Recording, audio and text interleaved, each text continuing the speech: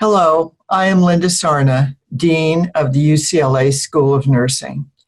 Before we begin today's pre-recorded ceremony, I want to acknowledge the very painful events of the past 2 weeks that have highlighted the discrimination, health disparities, and health inequities present in our communities, especially among people of color.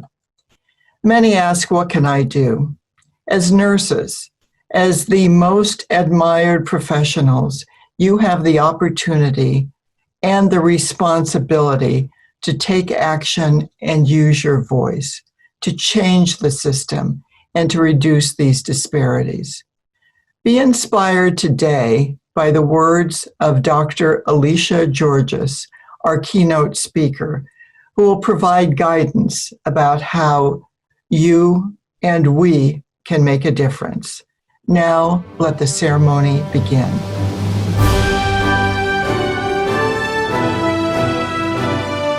Welcome to the candidates for Bachelor of Science Class of 2020. We will start with the Star-Spangled Banner performed by Jessica Hange, acute care nurse practitioner. Oh, say, can you see by the dawn's early light what so proudly we hailed at the twilight's last gleaming, whose broad stripes and bright stars through the perilous fight, o'er the ramparts we watched were so gallantly streaming, and the rockets regular, the balls bursting in air, gave proof through the night that our flag was still there. Oh, say, does that star-spangled banner yet wave o'er the land of the free and the home of the brave?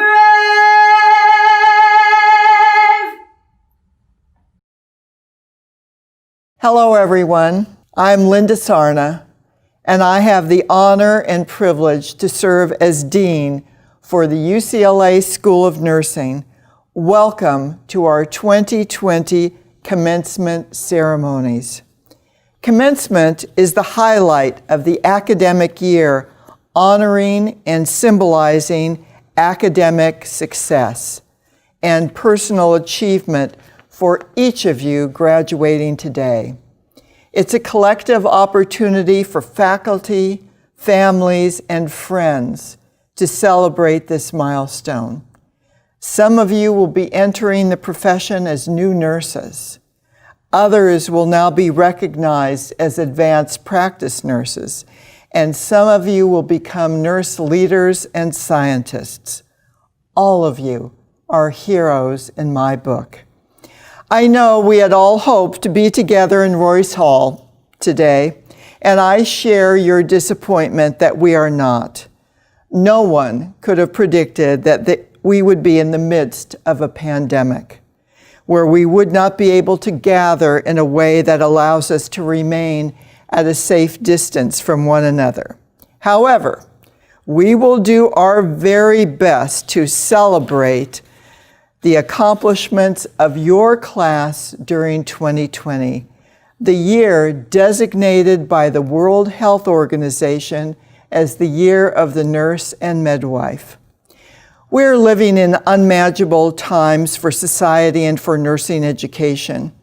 You should take pride knowing that your accomplishments and your achievements will become stuff of legend. You graduated during the pandemic. The class of 2020 also will have a special place in our heart, and you will be commemorated as part of the history of the School of Nursing. You have displayed great courage and have made many sacrifices to continue your education. What our current situation hasn't changed is what you've learned, and the pride we feel in seeing what you have overcome to get there. You make us proud. Over the 70 years of the School of Nursing, we have educated thousands of nurses who have addressed and are addressing the health and healthcare needs of the diverse populations of Los Angeles, of California, the nation, and the world. We have strived for academic excellence and led in the advancement of scholarship and research. Our graduates have provided quality care to many, especially those in greatest need. In this day, in this time, society needs you more than ever. COVID-19 has not changed the dream you had when you started to become the best nurse possible, to become the best advanced practice nurse, or to become the best nurse leader or researcher. If anything, I hope that it has solidified your commitment. So wherever you go and whatever path you choose, I know you will make the world a better place. I hope to see many of you again as you pursue your graduate education at the School of Nursing. I am pleased now to introduce our keynote speaker, Dr. Kathryn Alicia Georges, who is the National Volunteer President for AARP, the nation's largest nonprofit, nonpartisan organization dedicated to empowering Americans 50 and older to choose how they live as they age. In this role, Dr. Georges is the principal volunteer spokesman for AARP and a liaison between the board and those AARP serves.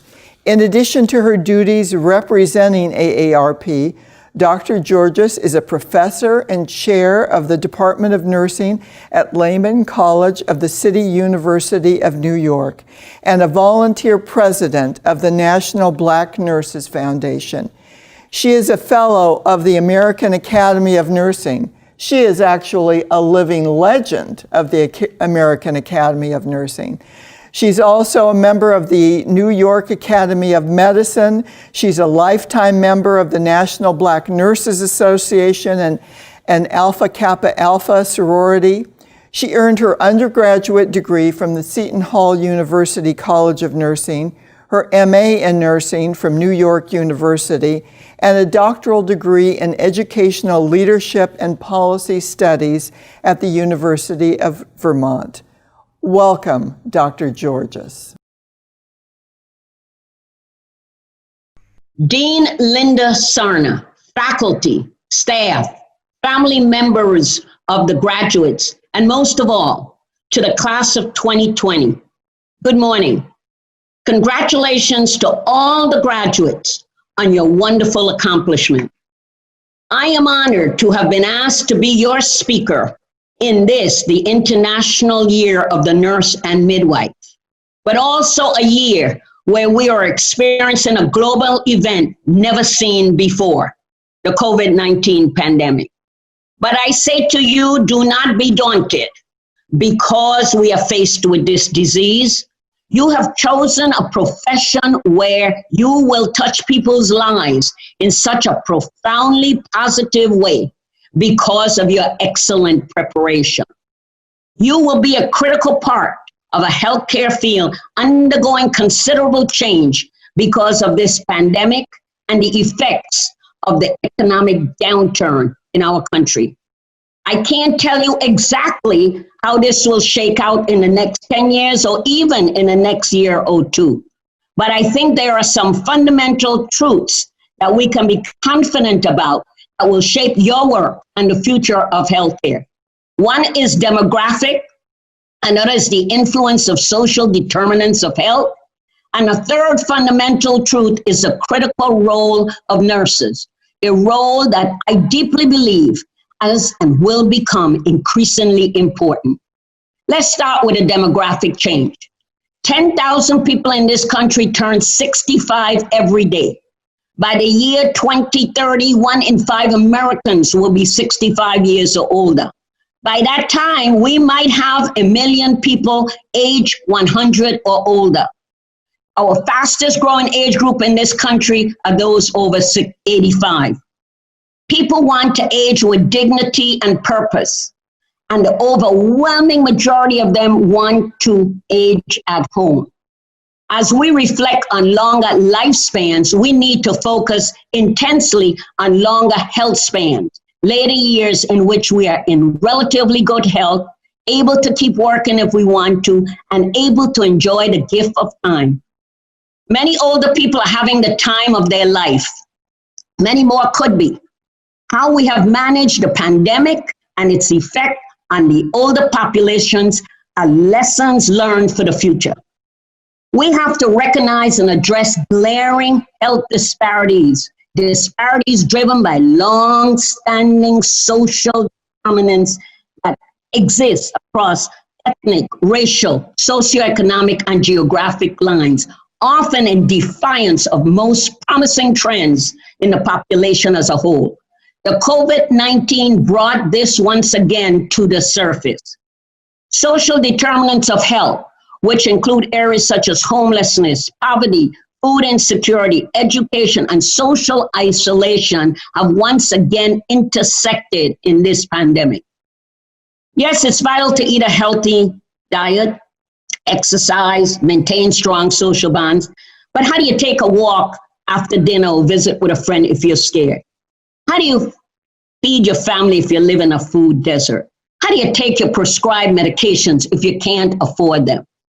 How do you stay socially engaged if you're stuck at home because your friends have died or your family has moved away? We are all experiencing what so many have tried to cope with in the past. It's called social isolation. We're aware of the effects of social isolation, which can be more impactful than cigarette smoking.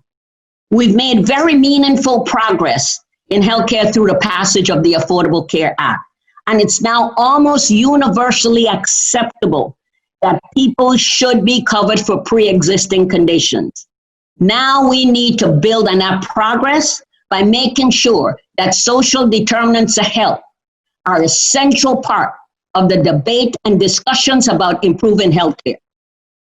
As skilled listeners and trusted professionals, nurses are adept at addressing critical questions concerning these social determinants. Questions like, are the needs for nutrition and long-term services being met? Is a patient or family isolated or depressed? Are there family dynamics that have a negative impact on this patient health? Why is the patient missing medical appointments? Is the sky-high cost of prescription drugs forcing the patient to choose between paying for prescription drugs or buying groceries, paying rent, or utilities? You will have a vital role in making sure we acknowledge and address social determinants. You will be critical to meeting the healthcare challenges of all populations as we provide transitional care, help to reduce rehospitalizations, inform and support America's 40 million family caregivers, and provide care coordination, chronic disease management, and preventive care. The central contributions nurses make will only grow as healthcare is increasingly provided in non-traditional settings. As I think about the many key contributions you can make as nurses, I also believe that one of them is resisting the biases that can creep into our healthcare system. In many parts of our country, your zip code becomes the manner in which you are treated, or as called healthcare disparity by location. Making automatic assumptions about patients is a barrier to providing good healthcare. The scope of your contribution will reflect your capacity for recognizing the individuality of every patient and truly listening. Listening, in my view, is the most underappreciated skill, and it is a skill that we refine through practice. Nurses are skilled listeners, and that's one reason nurses are well positioned to be leaders. Think of the many assets nurses bring to a leadership role. Technical knowledge through your studies and your practice. Trust. For over 17 years, the Gallup poll has found nursing to be the most trusted profession. The ability to keep a clear head under pressure, understanding the principles and the value of teamwork, the capacity to provide comprehensible, jargon-free explanation, and a close-up view and insights into the problems your patients face. As you think today about your new degree and where you're headed next, I'll ask you to consider for a moment where you will be in a few years and the skills and the experience you will have gained and how you can put those assets to work in different arenas. I urge you in your careers to share your perspective, to look for opportunities for leadership, to find a place at the table where policies are set. No seats, bring your own chair. I urge you to use your voice. Nurses are pivotal to building a culture of health in our country, a culture that embraces prevention as well as treatment, a culture that seeks to shed biases, a culture that meets head-on the external factors that produce such inequitable outcomes. To truly exercise that pivotal role, you must use your voice. Our communities and our country need to hear the voices of nurse leaders, not only in the hospital room, but in the boardroom, in the committee room, in the legislative chambers, where budget and policy decisions are made. We need to hear the voices of nurses on the social determinants of health. Maybe someday you'll even take on an entrepreneurial role, pulling together a business with other nurses. After all, the portended consolidations and other structural changes that are inevitable during and after this pandemic will create new models in healthcare delivery. That will affect nurses as well as hospitals and doctors. You can shape what they should be. Being resilient and having a sense of humor about life and yourself are indispensable. Taking on a leadership role can be daunting, but probably easier than the challenges you've already conquered, like taking courses at UCLA. Use your knowledge and use your voice as we seek to create a culture of health. Your patients, your community, and your country need you. When more and more nurses speak up, we will set in motion an unstoppable wave of change. Your influence in private settings and in public policy will reinforce each other. With this degree in hand, you are setting your direction by a moral compass. I want to leave you with some words from a poem that I use called Life. It goes like this. It says, find a passion and pursue it. Fall in love.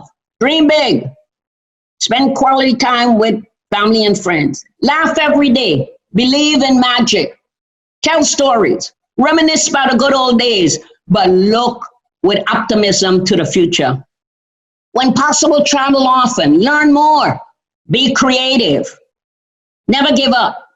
Do what you love, but be true to who you are. Make time to enjoy the simple things in life. Forgive even when it's hard. Smile often, but be grateful. Be the change you wish to see in the world. Try new things. Work hard. Don't count the minutes, count the laughs. Remember to embrace change. Trust in yourself. Be thankful. Be nice to everyone. Be happy. Live for today. And above all, make every moment count. Thanks for inviting me. Thank you, Dr. Georges, for that inspiring keynote. Completing a rigorous science-based curriculum and scholarly capstone project Graduates of our BS program are now ready to sit for the RN licensure and will soon be providing direct nursing care to patients in settings ranging from the ICU to community clinics. Representing the bachelor's students is Kathryn Gieschen. Good morning, everyone. After so many early wake-ups, it is fitting to me that we have our ceremony on this bright Saturday morning. I'm so glad that you are all able to join us in celebrating the graduating class of 2020. While I am disappointed that we cannot all be in the same room today, I hope that everyone is surrounded by those who have supported them as we worked the last few years towards this degree. I imagine looking around the auditorium today, and I am awed by the men and women I see seated around me, about to go out into the world. We have come so far and yet have so much to learn. But I want to take a moment to celebrate some of the moments during this last year when my classmates were able to make a difference. For the last few years, we have often described ourselves as just students. Oh, I don't know how to do that. I'm just a student. Or don't look at me. I'm just a student. Well, let me tell you, I've gotten to watch these students during the last 4 years, and I am astounded by the strength and compassion that I see around me. John Wooden, the UCLA basketball coach who served our campus from 1948 to 1975, has many wise quotes attributed to him, but one of my favorites is this: "Do not let what you cannot do interfere with what you can do." Jen is just a student, but she took the time to comb and braid a patient's hair during our first ever clinical rotation when the patient was too sick to do it herself. The patient almost cried looking at how pretty she was. Johnny is just a student, but he was able to calm down a frightened new father and help him fully experience the moment his first child was born. Faith is just a student, but she reached out and prayed with a patient recovering from alcoholism. Julia is just a student, but she was trusted to join her patient's family in celebrating the most sacred moments at the end of her patient's life. There are countless stories just like this that we will never hear, but I promise you the men and women on this stage have spent countless hours deeply learning both science and empathy on a scale I never could have imagined. I am so honored to have gotten to experience the ups and downs of nursing school with the people that you see seated around me. As we entered this career, many of us were asked, sometimes constantly, why we chose nursing instead of medicine. Why be just a nurse when you could be a doctor? And as much as we love and respect our physician colleagues, we made this decision with full knowledge of what we were getting ourselves into. We aren't going out into the world to be just nurses. We are entering this profession to change the world one life at a time. I could not be more proud of our choice. We get to choose you, the public, for the rest of your lives. We get to choose you for your first breath, your last breath, and all the breaths in between. If the individuals around me can accomplish so much good as just students, I cannot wait to see what we will do as just nurses. World changers are crossing this stage today, and I am so grateful to have grown with them. This year, we could not hold the blue and gold ceremony for our baccalaureate graduates. At the blue and gold ceremony, family and friends bestow upon the student their nursing pin. The pinner is selected by the student and is usually someone who has been a great source of support and encouragement to the student on their nursing school journey. During the presentation of the baccalaureate candidates, you will see we have recognized these extraordinary people. Their names will be shown with the graduate's photo. We will also recognize the remarkable students who were selected by their classmates for the Blue and Gold Awards. These students have embodied the School of Nursing ideals of empathy, leadership, and teamwork. And we have a surprise for you. In addition to receiving a UCLA pin, you will also receive a certificate from the Barco's Nightingale Foundation for a complimentary set of scrubs. Barco also has a rich history in providing uniforms to the nursing profession, and we are very grateful to them for thinking of our graduates. Hi, I'm Dr. Barbara Bates Jensen. It's my pleasure to present the 2020 candidates for the Bachelor of Science with a major in nursing degree. I will state each candidate's name any honors or awards received, and we recognize the persons who would have pinned them at the Blue and Gold Award and pinning ceremony on their picture. Jesse Ryan Aldana.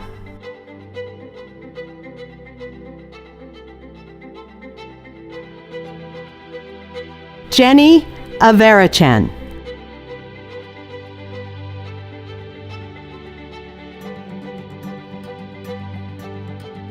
Emily Carolyn Bloom, magna cum laude, Sigma Theta Tau, and the Student Award for Leadership.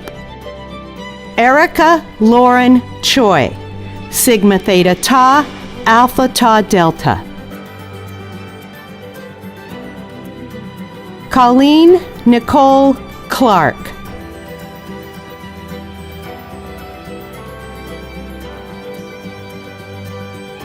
Nicole Claveria.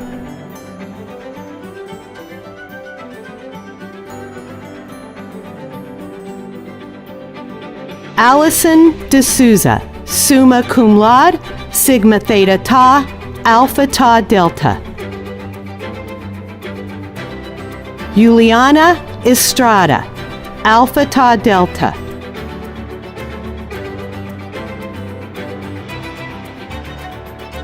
Desi Esmeralda Galdames Calles.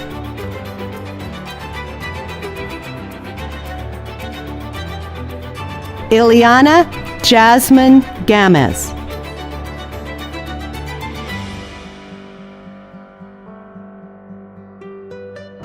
Christina Garcia, Alpha Tau Delta.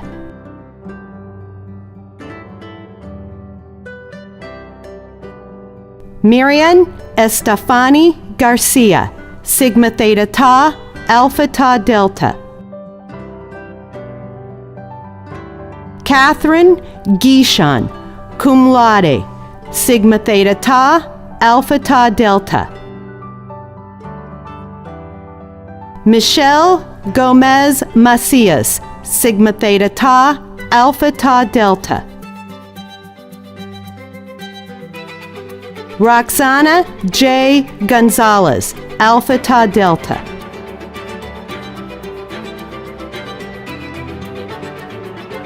Aaron Hagland, cum laude, Sigma Theta Tau.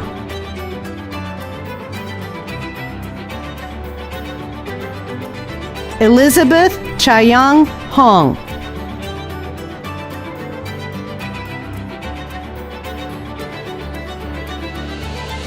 Aylin Jimenez, Alpha Tau Delta.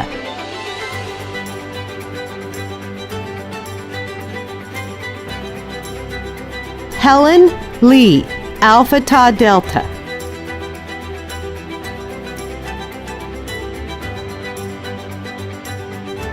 Jen Yi Lim, cum laude, Sigma Theta Tau.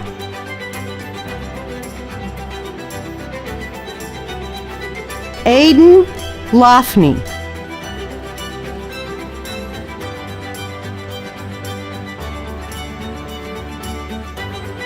Jane Mai Lee, Sigma Theta Tau, Alpha Tau Delta.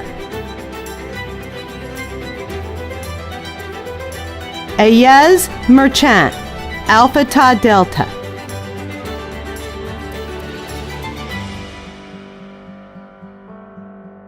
Yesenia Lisette Munoz, Sigma Theta Tau, Alpha Tau Delta.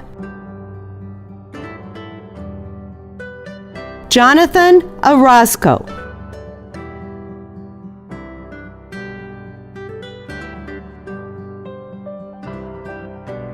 Antonella Michelle Ortega, Sigma Theta Tau, Alpha Tau Delta.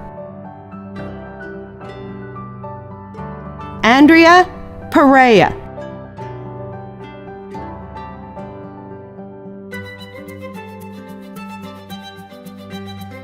Faith Elizabeth Pigeon, Sigma Theta Tau, Alpha Tau Delta, the Student Award for Empathy.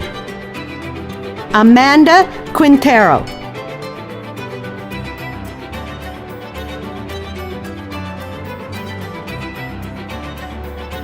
Jayla Romaine, Sigma Theta Tau.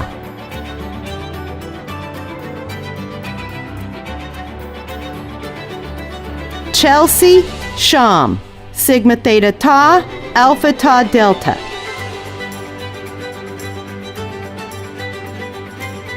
Sydney Alexis Spoor.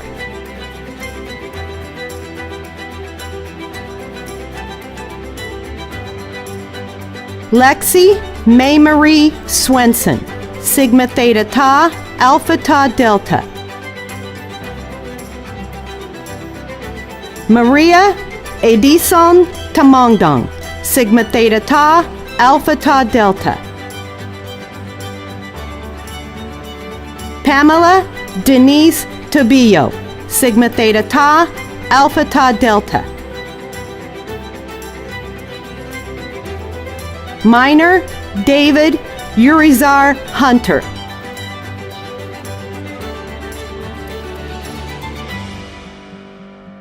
Wendy Scarletti Vaccarano, Alpha Tau Delta.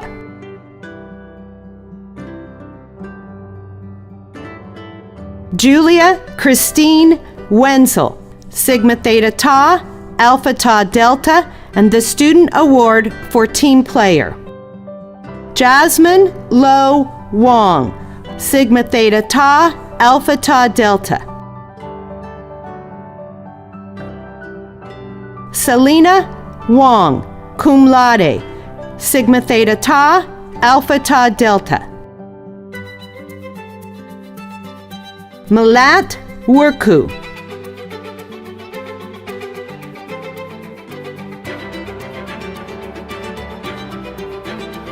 Alvida Giowi Shao, cum laude, Sigma Theta Tau, Alpha Tau Delta.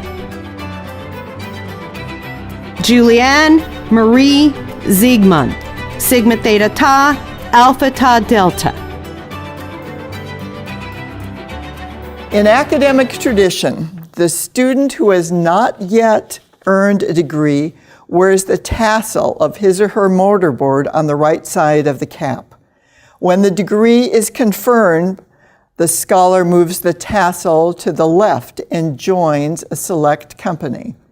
By the powers vested in me by the Regents of the University of California, I bestow upon you the Bachelor of Science degree and all rights and privileges thereof. Now, in recognition of your new status, bachelors, turn your tassels. Congratulations, bachelors. In full knowledge of the obligations I am undertaking, I promise to care for the sick with all the skill and understanding I possess, without regard to race, creed, color, politics, or social status, sparing no effort to conserve life, to alleviate suffering, and to promote health. I will respect at all times the dignity and religious beliefs of the patients under my care, holding in confidence all personal information entrusted to me, and refrain from any action which might endanger life or health. I will endeavor to keep my professional knowledge and skill at the highest level, and to give loyal support and cooperation to all members of the health team. I will do my utmost to honor the International Code of Ethics applied to nursing and to uphold the integrity of the professional nurse. I want to take a moment to say thank you to the faculty and staff who worked so hard to produce this, our very first virtual commencement. Doctors Barbara Bates Jensen and Nancy Jo Bush read the student names. Shelley Shepard, Janet Kang, Stephanie Dominic, and Sue Kwong provided support from student affairs, and Laura Perry did a stellar job from communications. Thank you. But now I want to recognize all of you who have helped these graduates achieve their goals. Thank you to the spouses and significant others. Thank you to the parents and the grandparents. Thank you to the children. And thank you to the other relatives and friends watching today. Thank you all. Thank you so much for joining us today, and best wishes to the new degree holders.